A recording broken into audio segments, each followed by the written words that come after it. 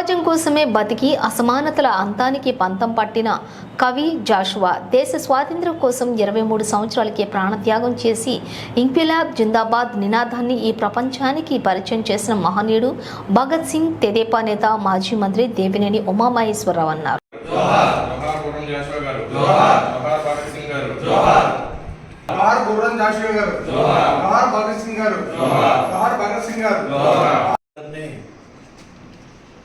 దశాబ్దాలు శతాబ్దాలైన ఆ కవిని మనం గుర్తుపెట్టుకుంటామంటే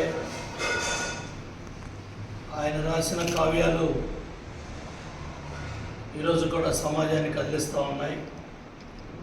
కాశీ విశ్వనాథుడికి ఆయన పంపించిన గబ్బిల సందేశం, ఫిర్దౌసి మేఘ సందేశం, ఎంతోమంది ఉద్దండులు కవులుగా ఉన్న రోజుల్లో అంటరానితనాన్ని ఎదుర్కొని పేద కుటుంబంలో పుట్టి కుల వివక్షత మీద పోరాటం చేసి దళితుల ఐక్యతను కోరుకొని ఆయన రాసిన సందేశాలు కావచ్చు, ఆయన రాసిన కావ్యాలు, ఆయన రాసిన గ్రంథాలన్నీ కూడా ఈరోజు సమాజాన్ని కదిలిస్తూ ఉన్నాయి. ఆయన అన్న మాటలు కూడా